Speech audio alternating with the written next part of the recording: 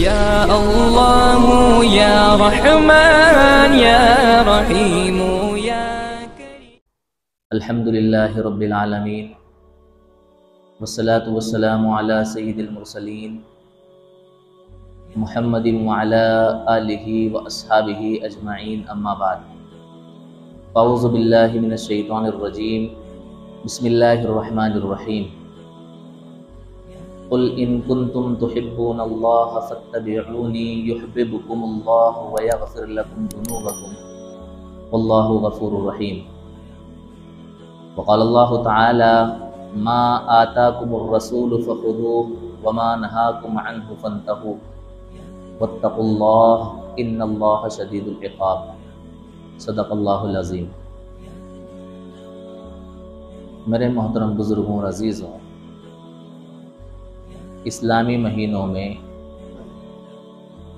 یہ 8واں مہینہ چل رہا ہے جس کو شعبان المعظم کا مہینہ کہا جاتا ہے۔ رجب کے بعد اور رمضان سے پہلے یہ مہینہ آتا ہے۔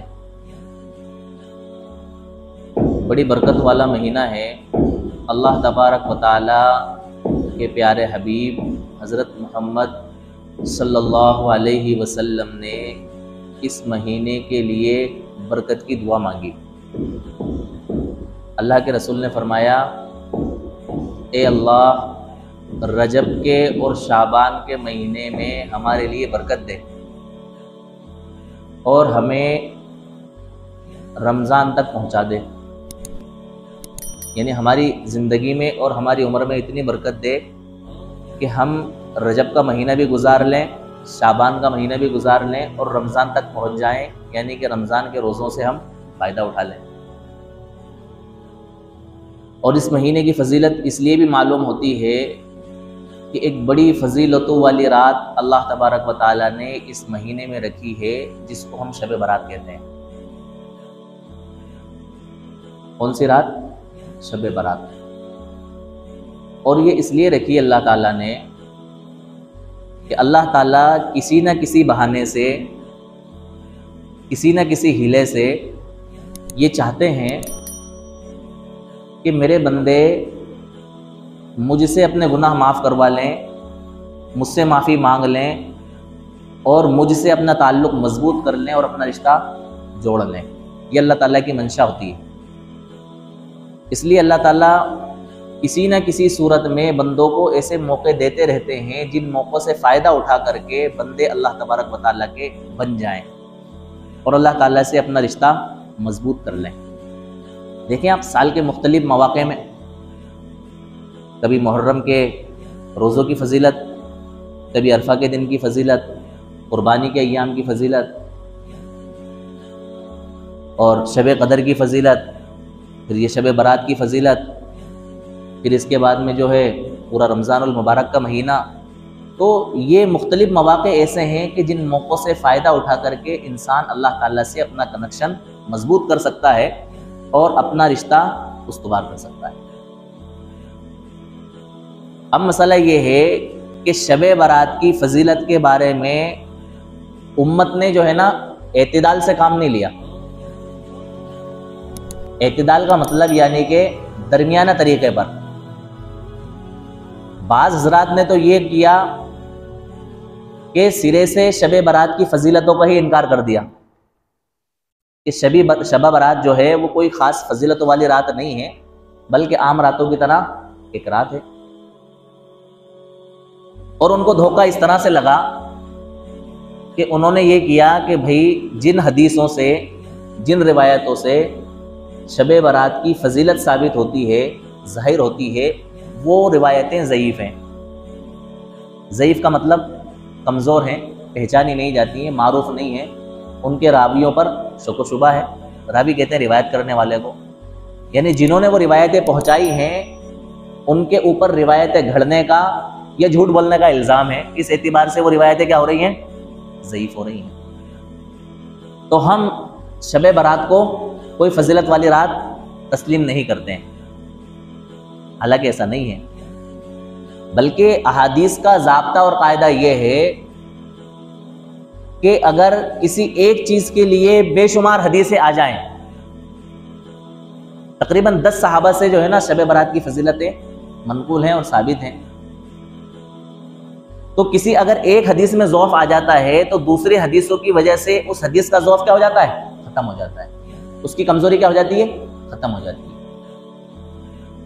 تو اس اعتبار سے ہم یہ کہیں گے کہ شب برات کی روایت میں اگر کسی طرح کا ضعف اور کمزوری آ بھی رہی ہے تو وہ کمزوری دیگر روایتوں کی وجہ سے کیا ہو رہی ہے؟ ختم ہو رہی ہے، ایک بات۔ دوسری بات یہ ہے کہ فضیلتوں کے معاملے میں کہ بھئی کسی چیز کی ہمیں فضیلت بیان کرنا ہے یا کسی چیز کی ترغیب دینا ہے، لوگوں کو ابھارنا ہے، یا کسی چیز کے بارے میں لوگوں کو ڈرانا ہے، تو ترغیب اور ترہیب میں اور فضائل کے معاملات میں ضعیف روایتوں پر اتنا دھیان نہیں دیا جاتا ہے، بلکہ یہ فوکس کیا جاتا ہے کہ یہ بات اس حدیث میں کیا بیان کی جا رہی ہے۔ بھئی اگر روایت ضعیف ہے، اگر اس میں کسی عمل کو کرنے کی فضیلت بیان ہو رہی ہے تو اس پر عمل کرنے میں برائی کیا ہے؟ اس سے ہمارا عقیدے کا یہ جائز اور ناجائز کا کون سا مسئلہ جڑا ہوا ہے؟ کر لیا جائے تو بہت اچھی بات ہے، نہ کیا جائے تو کوئی ملامت کی بات ہی نہیں ہے اس میں۔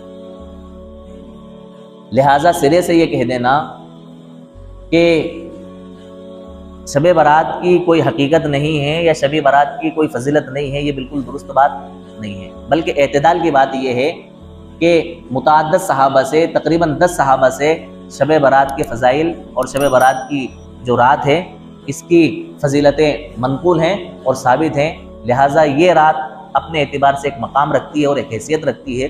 اس رات کی فضیلتوں سے فائدہ اٹھا کر کے اللہ تبارک و تعالیٰ کے سامنے انسان کو اپنے اعمال کا ذخیرہ اکٹھا کرنا چاہیے۔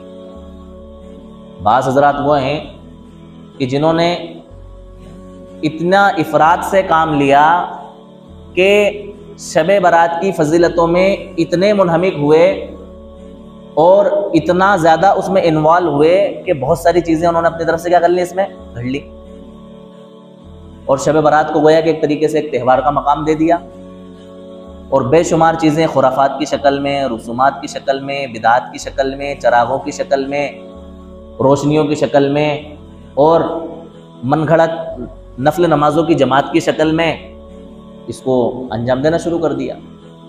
ایسا بھی نہیں ہے، بلکہ دین جو ہے نا، دین ہے اتباع کا نام۔ کس کا نام ہے؟ اتباع کا نام۔ اپنی خواہشات پر چلنے کا یا اپنی عقل سے دین کے تقاضوں کو پورا کرنے کا نام دین نہیں ہے، بلکہ دین نام ہے اتباع کرنے کا۔ کس کی اتباع کرنے کا؟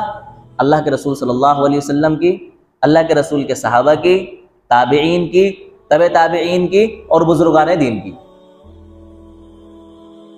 اگر ہمیں دین کے کسی کام کرنے کا طریقہ صحابہ کی زندگی میں ملتا ہے، تابعین کی زندگی میں ملتا ہے، تبع تابعین کی زندگی میں ملتا ہے، اور بزرگان دین کی زندگی میں ملتا ہے، تو اس کام کو کرنے کا نام دین ہے۔ اگر ان لوگوں کی زندگی میں وہ کام جس کو ہم دین سمجھ کر کے کر رہے ہیں کرنے کا نہیں ملتا ہے تو اس کام کو کرنے کا نام بدعت ہے، چاہے وہ کام دکھنے میں ہمیں کتنا اچھا کیوں نہ لگ رہا ہو۔ صحابہ کرام کے زمانے میں، تابعین کے زمانے میں اور تبع تابعین کے زمانے میں شب برات کے متعلق عبادات کا معمول رہا ہے۔ کیا کا معمول رہا ہے؟ عبادات کا، کہ بھئی شب برات کس طرح سے گزاری جائے، شب برات کے اعمال جو ہیں وہ کس طرح سے انجام دیے جائیں۔ اللہ کے رسول صلی اللہ علیہ وسلم کی احادیث سے بھی شب برات کے فضائل ثابت ہوتے ہیں۔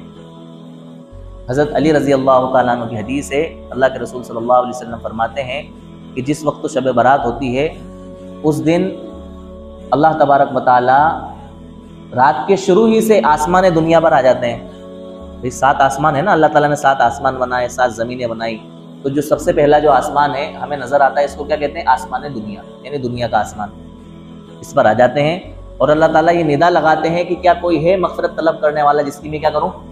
مغفرت طلب کروں، جس کو میں معاف کروں۔ کیا ہے کوئی بخشش چاہنے والا کہ جس کے گناہوں کو میں کیا کر دوں؟ بخش دوں۔ کیا کوئی ہے رزق طلب کرنے والا کہ جس کو میں کیا کر دوں؟ رزق عطا کر دوں۔ اپنے گناہوں سے معافی مانگنے والا کوئی ہے کہ جس کے گناہوں کو میں کیا کر دوں؟ معاف کر دوں۔ تو یہ اللہ تعالیٰ شب برات میں کیا لگاتے ہیں؟ ندا لگاتے ہیں۔ اسی طرح سے فرمایا کہ شب برات کا روزہ جس کے بارے میں میں ابھی تفصیل سے گفتگو کروں گا کہ اس کی کتنی اہمیت ہے اور کتنی حقیقت ہے. تو یہ چاہیے کہ شب برات کا انسان اس کے دن جو آتا ہے، شب برات کے بعد میں جو دن آتا ہے، اس دن کے اندر کیا رکھے؟ روزہ رکھے. اور فرمایا کہ شب برات میں اللہ تبارک و تعالی اپنے بندوں کی مغفرت فرما دیتے ہیں، بخشش فرما دیتے ہیں، سوائے دو قسم کے لوگوں کی. ایک تو مشرک کی مغفرت نہیں فرماتے ہیں، اسی طرح سے کینہ پرور کی مغفرت نہیں فرماتے ہیں، اس کی بخشش نہیں فرماتے ہیں. مشرک کسی بھی طرح کا شرک کرنے والا، اللہ تعالیٰ کے ساتھ کسی کو جوڑنے والا، اور کینہ پرور دل کے اندر کینہ رکھنے والا. ظاہر میں تو اچھی طریقے سے پیش آ رہا ہے، اچھی طرح بات کرتا ہے، ملتا ہے، جڑتا ہے، لیکن دل کے اندر اس کے کیا ہے؟ اور کینہ ہے، حسد ہے، برائی ہے، کمینہ پن ہے، دوغلا پن ہے جس کو ہم کہتے ہیں. تو ایسے شخص کی اللہ تعالیٰ مغفرت نہیں فرماتے ہیں. بے شمار احادیث ہیں، اگر ان احادیث کو ہم جمع کرتے ہیں اور اکٹھا کرتے ہیں تو 14 قسم کے لوگ اس طرح کے ہیں جن کی اللہ تعالیٰ اس رات میں مغفرت نہیں فرماتے ہیں. ان میں شراب پینے والا بھی ہے، زانی بھی ہے، چور بھی ہے، خودکشی کرنے والا بھی ہے، کسی کو قتل کرنے والا بھی ہے، والدین کا نافرمان بھی ہے. اس طرح سے مختلف قسم کے لوگ اکٹھے ہو کر کے وہ کتنے بنتے ہیں؟ 14 قسم کے لوگ بنتے ہیں جن کی اللہ تعالیٰ اس رات میں مغفرت نہیں فرماتے ہیں. تو ان روایتوں سے پتہ یہ چلا کہ یہ رات کیا ہے؟ فضیلتوں والی رات ہے، برکتوں والی رات ہے، اللہ تعالیٰ سے مانگنے کی رات ہے، عبادت کرنے کی رات ہے. ظاہر بات ہے جب یہ رات عبادت کرنے کی ہے تو عبادت کی کس طرح سے جائے،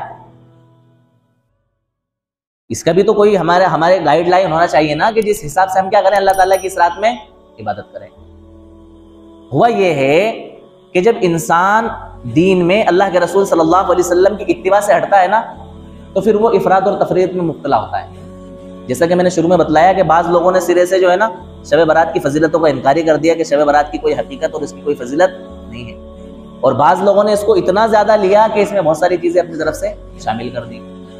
ان شامل کرنے والی چیزوں میں یہ کیا، اپنے شہر میں اتنا ماحول نہیں ہے لیکن دوسری جگہوں پر یہ ہوا کہ اس دن باقاعدہ جو ہے نا مسجدوں کو روشن کیا جاتا ہے، با جماعت شبینے کا اہتمام کیا جاتا ہے، با جماعت جو ہے صلاۃ التسبیح کی نماز ادا کی جا رہی ہے، اور دوسری نفلی نمازیں جو ہے نا جماعت کے ساتھ ادا کی جا رہی ہیں، جن کی شریعت میں ممانعت ہے، اجازت نہیں ہے. ہمیں یہ دیکھنا پڑے گا کہ بھئی ہم اللہ کے رسول صلی اللہ علیہ وسلم کو فالو کرتے ہیں تو اللہ کے رسول نے کن نمازوں کو جماعت کے ساتھ پڑھنے کی تعلیم دی ہے اور کن نمازوں کو جماعت کے ساتھ پڑھنے کی تعلیم نہیں دی. اگر ہم احادیث کا مطالعہ کرتے ہیں اور غور و فکر کرتے ہیں تو صرف 8 قسم کی نمازیں ایسی ہیں جن کو بجماعت ادا کیا جاتا ہے، اس کے علاوہ کوئی اور نماز بجماعت ادا نہیں کی جاتی. فرض نماز ہے جس کو جماعت کے ساتھ ادا کیا جاتا ہے، اور فرض نماز کو جماعت کے ساتھ اس لیے ادا کیا جاتا ہے کہ یہ شاعر اسلام میں سے، اسلام کی علامتوں میں سے، اسلام کی بنیادی علامتوں میں سے ہے کہ بھئی مسلمانوں کا ایک جم گھٹا اکٹھا ہو، لوگ جو ہے نا مسجدوں میں اکٹھا ہوں اور بجماعت نماز کا اہتمام کریں، اور نماز کی جو شان ہے جماعت کے ساتھ پڑھنا، اس طرح سے نماز کو ادا کر کے اسلام کے شاعر کو بلند کریں. یہ اللہ تعالیٰ کی منشا ہے. تو نمبر 1 فرض نمازیں کیا کی جائیں گی؟ جماعت سے ادا کی جائیں گی. نمبر 2 تراویح کی نماز رمضان کے اندر جماعت کے ساتھ ادا کی جائے گی. نمبر 3 وطر کی نماز رمضان کے اندر جماعت کے ساتھ ادا کی جائے گی. نمبر 4 عید کی نماز جماعت کے ساتھ ادا کی جائے گی. نمبر 5 بقرعید کی نماز جماعت کے ساتھ ادا کی جائے گی. نمبر 6 سورج گہن اگر ہو جائے جس کو صلاۃ الکسوف کہا جاتا ہے تو اس کی نماز جماعت کے ساتھ ادا کی جائے گی. نمبر 7 اگر بارش نہیں ہو رہی ہے تو بارش طلب کرنے کے لیے جس کو صلاۃ الاستسقاء کہا جاتا ہے، یہ نماز جماعت کے ساتھ ادا کی جائے گی. اور نمبر 8 جنازے کی نماز جماعت کے ساتھ ادا کی جائے گی. ان نمازوں کے علاوہ کوئی اور نماز جماعت کے ساتھ ادا کرنے کی شریعت میں اجازت نہیں ہے. اگر ہم صلاۃ التسبیح جماعت کے ساتھ ادا کر رہے ہیں تو ہم یہاں پر کیا کر رہے ہیں؟ شریعت کی مخالفت کر رہے ہیں. یا شبینے کی شکل میں ہم جماعت کے ساتھ نماز ادا کر رہے ہیں تو بھی ہم کیا کر رہے ہیں؟ شریعت کی مخالفت کر رہے ہیں. یا ہم اور کوئی دیگر نفل نماز جماعت کی شکل میں ادا کر رہے ہیں تو ہم شریعت کی منشا کے خلاف جا رہے ہیں۔ بھئی اللہ کے رسول صلی اللہ علیہ وسلم نے تو سارا دین ہمارے سامنے واضح کر دیا نا۔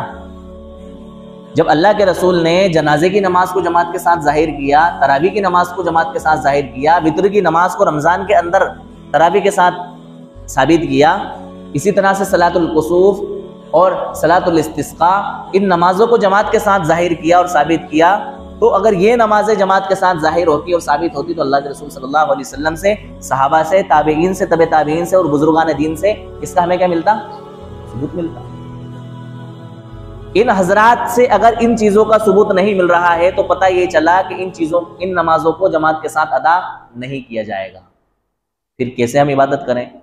تو دیکھو اس کی عبادت کا طریقہ یہ ہے شب برات میں کہ ہم فردن فردن اپنے طور سے اللہ تعالیٰ کی عبادت کریں تنہائی میں۔ اب عبادت کیا کریں؟ نماز پڑھیں، اس کے اندر تسبیح پڑھیں، ذکر و اذکار کریں، تلاوت کریں، کیا کریں؟ تو شب برات میں عبادت کو مخصوص نہیں کیا کہ آپ کو صرف یہی عبادت کرنا ہے کہ نماز پڑھنا ہے۔ آپ کو جو اچھا لگے، جتنا اچھا لگے وہ آپ عبادت اس رات میں انجام دیں، چاہے آپ نفل نمازیں پڑھ لیں، چاہے آپ ذکر کر لیں، چاہے آپ تسبیح پڑھ لیں، چاہے آپ اس کے اندر جو ہے قرآن کریم کی تلاوت کر لیں، جو آپ کو اچھا لگے، جتنا اچھا لگے، لیکن کریں کس کے حساب سے؟ سنت کے حساب سے، سنت کے موافق کریں۔ سنت کے موافق کرنے کا کیا مطلب؟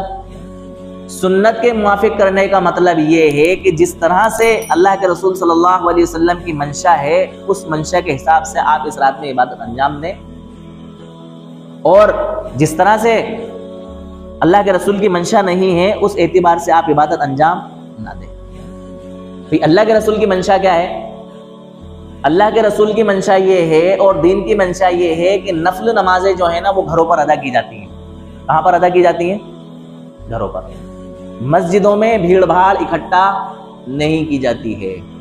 ہمارا معاشرہ اور ہمارا کلچر ان راتوں میں عبادت کرنے کا یہ ہو گیا ہے کہ ہم سب لوگ جو ہے نا مسجدوں میں اکٹھا ہو جاتے ہیں اور مسجدوں میں ہی نفلوں کا اہتمام کرتے ہیں، مسجدوں میں ہی نفل نمازیں پڑھتے ہیں، اور بسا اوقات پھر اسی میں شبینے بھی ہو جاتے ہیں، اسی میں صلاۃ التسبیح کی جماعت بھی ہو جاتی ہے، اسی میں نفل نمازوں کی بھی جماعتیں ہو جاتی ہیں۔ مسجدوں میں ہمیں اکٹھا نہیں ہونا ہے۔ دیکھو نفل نمازوں کے لیے اور سنتوں کے لیے اصل مقام ادا کرنے کا کیا ہے؟ گھر ہے۔ مسجد جو ہے نا وہ صرف فرض نمازیں ادا کرنے کے لیے، لیکن فقہا نے یہ محسوس کیا اور یہ دیکھا کہ بھئی لوگ جو ہے نا گھر جا کر کے نفل نمازیں پڑھتے نہیں ہیں۔ کیا نہیں کرتے ہیں؟ نفل نمازیں نہیں پڑھتے ہیں، سنت ادا نہیں کرتے ہیں، پھر وہ اپنے کاروبار میں کام دھندے میں لگ جاتے ہیں، نمازیں چھوٹ جاتی ہیں۔ تو فقہا نے تاکید کی کہ بھئی اگر آپ کو یہ خطرہ ہے کہ آپ نفل نمازیں اور سنتیں گھر پر ادا نہیں کر پائیں گے تو آپ کے لیے بہتر اور مناسب یہی ہے کہ آپ سنتیں کہاں پر ادا کر لیں؟ مسجد میں ادا کر لیں۔ لیکن جس نماز کی ہم بات کر رہے ہیں کہ ہمیں کسی خاص رات میں کوئی عبادت کرنا ہے تو اس کے لیے ہم اپنے گھر کا کیا کریں؟ انتخاب کریں۔ مسجدوں میں بھیڑ بھاڑ اکٹھی نہ کریں، جھمگٹے اکٹھا نہ کریں۔ اب بعض مرتبہ لوگ یہ کہتے ہیں کہ بھئی نیند کا غلبہ ہوتا ہے، جب مسجدوں میں بھیڑ بھاڑ ہوتی ہے اور بہت سارے لوگ اکٹھے ہوتے ہیں تو ایسی صورت میں نیند کیا ہو جاتی ہے؟ ختم ہو جاتی ہے، اور عبادت کرنے میں دل لگتا ہے اور عبادت کرنے کا موقع فراہم ہو جاتا ہے۔ تو اس کے لیے یہ بات سمجھ لیں کہ نیند کی پرواہ نہ کریں۔ آپ تھوڑا سا کام بھی اگر آپ نے کر لیا گوشہ نشینی اختیار کر کے تنہائی میں اور سنت کے موافق کر لیا تو آپ کا بیڑا کیا ہو گیا؟ پار ہو گیا۔ اور آپ نے بہت زیادہ کام کر لیا لیکن سنت کی مخالفت کر کے کیا تو وہ کام آپ کا کیا ہے؟ بیکار۔ اللہ تبارک و تعالیٰ کے وہاں کوانٹٹی نہیں دیکھی جاتی ہے بلکہ کیا دیکھی جاتی ہے؟ کوالٹی دیکھی جاتی ہے۔ کیا دیکھی جاتی ہے؟ کوالٹی۔ آپ کا عمل کتنا ٹھوس ہے، آپ کے عمل کا وزن اللہ تبارک و تعالیٰ کے وہاں ہے، آپ نے عمل کتنا کیا ہے اس کی کوئی قیمت اور کوئی ویلیو اللہ تبارک و تعالیٰ کے وہاں نہیں ہے۔ لہٰذا آپ اپنے عمل کو وزندار بنائیں، آپ اپنے عمل کو زیادہ نہ بنائیں بلکہ کیا بنائیں؟ وزندار بنائیں۔ اور آپ کا عمل وزندار جب بنے گا جبکہ وہ عمل کیا ہوگا؟ سنت کے موافق ہوگا۔ کائے کے موافق ہوگا؟ سنت کے موافق ہوگا۔ حضرت مولانا ڈاکٹر عبدالحی رحمۃ اللہ علیہ فرماتے ہیں کہ ہم جو سبحان ربی الاعلیٰ پڑھتے ہیں نا نماز کے اندر، تو یہ مشین کی طرح ہماری زبان پر ایٹومیٹکلی جاری ہو جاتا ہے سجدے میں جاتے ہی۔ اگر ایک مرتبہ بھی ہم نے اخلاص کے ساتھ اور اللہ تبارک و تعالیٰ کی یاد دہانی کے ساتھ ہم نے سبحان ربی الاعلیٰ پڑھ لیا اور اللہ تعالیٰ کو ہمارا وہ سبحان ربی الاعلیٰ پسند آ گیا تو ہمارا بیڑا کیا ہو گیا؟ پار ہو گیا۔ لہٰذا ہمیں اپنی نیت درست کرنا چاہیے اور اپنے عمل کے اندر اخلاص پیدا کرنا چاہیے۔ تو اخلاص کب پیدا ہوگا اور نیت کب درست ہوگی ہماری؟ جبکہ ہم عمل اپنی منشا سے نہیں، اپنے ریتی رواج سے نہیں، بلکہ سنت کے اعتبار سے اس عمل کو انجام دیں گے تو عمل کے اندر کیا ہوگا؟ وزن پیدا ہوگا۔ دیکھو عبادتیں دو طرح کی ہیں، بعض عبادتیں وہ ہیں جن کے اندر اجتماع مقصود ہے، اجتماعیت مقصود ہے، جماعت مقصود ہے، اور بعض عبادتیں وہ ہیں جن کے اندر انفرادیت مقصود ہے، تنہائی مقصود ہے، اور دونوں عبادتیں اللہ تعالیٰ کو مقصود ہیں اور پسند ہیں۔ وہ عبادتیں جن کے اندر اجتماعیت مقصود ہے وہ فرض نمازیں ہیں۔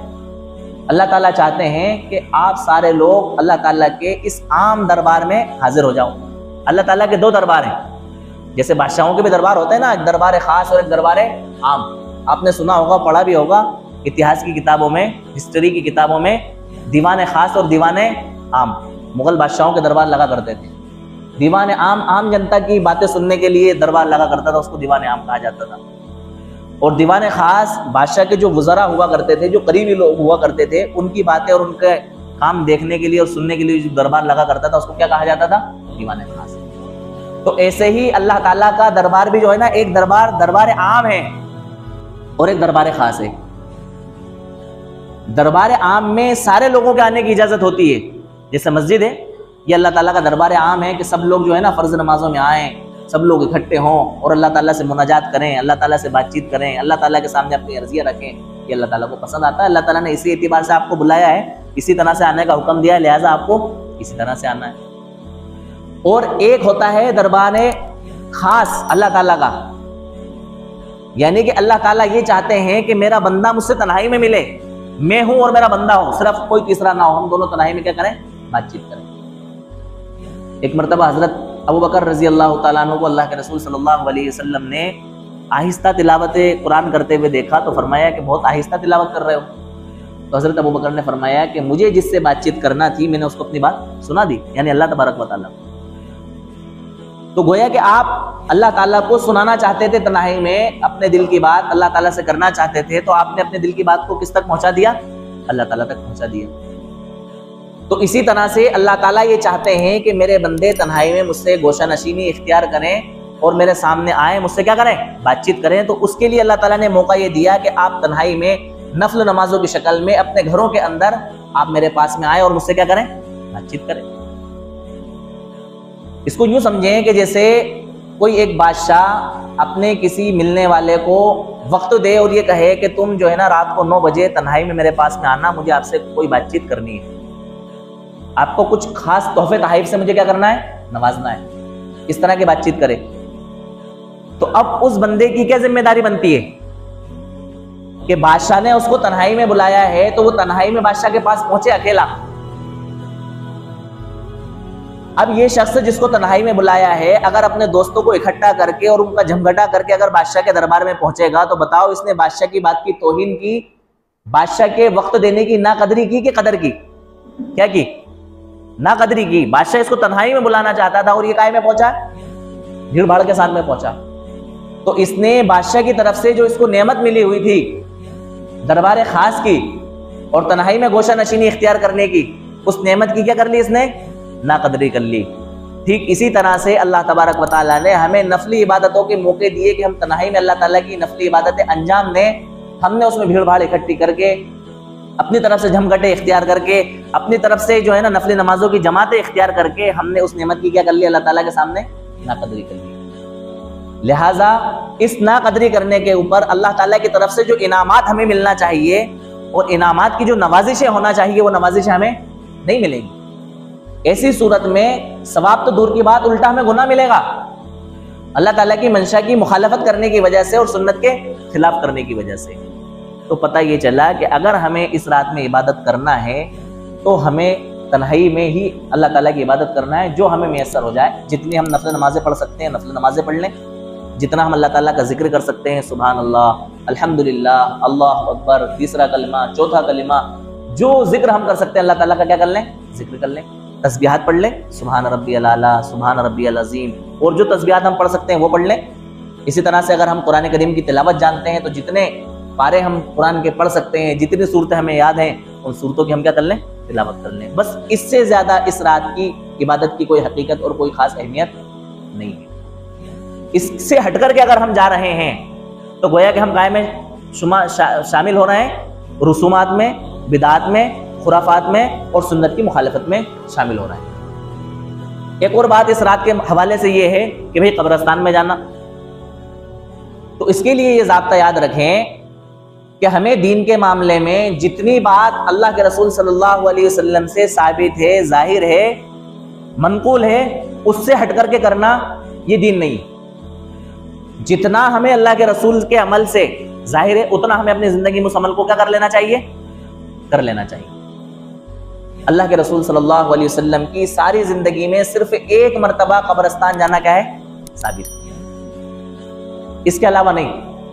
لہٰذا ہم اگر اللہ کے رسول صلی اللہ علیہ وسلم کی اتباع میں کبھی کبھار ایک مرتبہ اگر قبرستان چپکے سے چلے گئے تو یہ اللہ کے رسول صلی اللہ علیہ وسلم کی اتباع میں جانے کی وجہ سے ہمارا عمل قابل قبول ہوگا، سنت کے موافق میں ہوگا اور اجر کا باعث اور ثواب کا ذریعہ ہوگا۔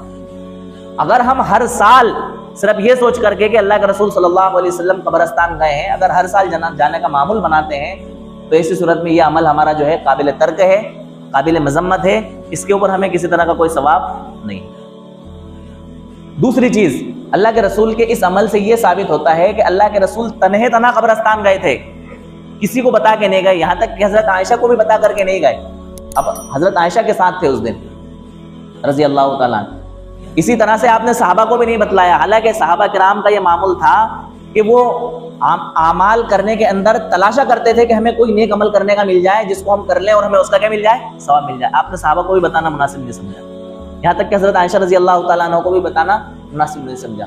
حضرت عائشہ تو ڈھونڈاتے چلی گئی تو دیکھا کہ اللہ کے رسول کہاں ہے؟ جنت البقیع کے اندر ہیں اور آسمان کی طرف آپ اپنا سر اٹھائے ہوئے ہیں۔ اللہ کے رسول نے فرمایا کہ عائشہ تمہیں اس بات کا خوف ہے کہ اللہ اور اس کا رسول تمہارے ساتھ ظلم کرے گا، یعنی تمہاری باری میں کسی اور بیوی کے پاس چلا جائے گا؟ ایسا نہیں ہو سکتا، اللہ کے رسول آپ کے ساتھ اس طرح کا ظلم نہیں کریں گے۔ پھر آپ نے وہ فضیلت بیان فرمائی شب برات کی جو میں شروع میں ذکر کر چکا ہوں کہ اللہ تعالیٰ اس رات کے اندر جو ہے نا، رات کے شروع ہی سے آسمان دنیا پر آ جاتے ہیں اور ندا لگاتے ہیں کہ کوئی مجھ سے طلب کرنے والا ہے جس کو میں کیا کروں؟ عطا کروں، ہے کوئی مجھ سے بخشش چاہنے والا جس کی میں کیا کروں؟ بخشش کروں۔ یہ اللہ تعالیٰ کیا لگاتے ہیں؟ ندا لگاتے ہیں۔ تو شب برات کے دن قبرستان جانا اللہ کے رسول سے ساری زندگی میں صرف ایک مرتبہ منقول ہے، وہ بھی خاموشی کے ساتھ، چپ کے ساتھ۔ لہٰذا اگر ہم کبھی کبھار زندگی میں ایک آدھ مرتبہ خاموشی کے ساتھ اگر قبرستان چلے جاتے ہیں تو یہ سنت کی اتباع میں ہے۔ اگر ہر سال جاتے ہیں اور بھیڑ بھاڑ اکٹھی کر کے جاتے ہیں تو یہ شریعت کی منشا کے کیا ہے؟ خلاف۔ یہ بات ہوئی قبرستان میں جانے کی۔ دوسری بات ہے اس کے روزے سے متعلق۔ شب برات کے روزے کے متعلق کوئی خاص فضائل یا اس کے بارے میں احکامات ایسے نازل نہیں ہوئے کہ اس روزے کا کیا کیا جائے؟ اہتمام کیا جائے۔ ویسے تو یہ شعبان کا پورا مہینہ ہی ایسا ہے کہ اس پورے مہینے کے اندر اللہ کے رسول صلی اللہ علیہ وسلم روزوں کے رکھنے کا کیا کیا کرتے تھے؟ اہتمام کیا کرتے تھے۔ کیوں کیا کرتے تھے؟ اس کی بہت ساری وجوہات ہیں، میں اتنے کا مختصر کو بتا نہیں سکتا۔ بہرحال اللہ کے رسول کا ایک معمول یہ بھی تھا کہ آپ ہر مہینے 3 دن کے روزے رکھا کرتے تھے، 13، 14، 15 تاریخ کا۔ اس اعتبار سے اللہ کے رسول شعبان کی 15ویں تاریخ کا بھی کیا کر لیا کرتے تھے؟ روزہ رکھ لیا کرتے تھے۔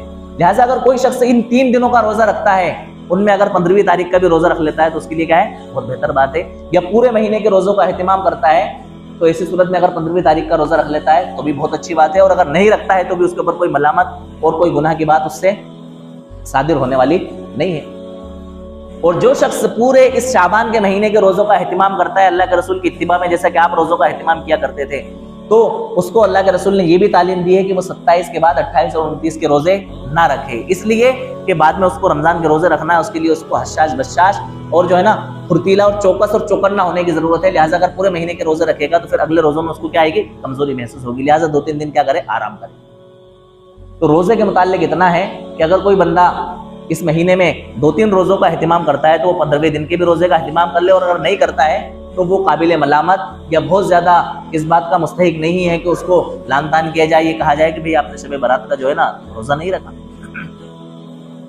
دوسری چیز کیا ہوا ہے کہ اس دن کے اندر جہاں بہت ساری خرافاتیں جمع ہو گئی ہیں، وہیں ایک خرافاتوں میں سے اور بدعت میں سے ایک بدعت حلوے کی بھی جمع ہو گئی کہ بھئی اس دن کیا ہے، حلوہ پکایا جائے، حلوہ کھایا جائے۔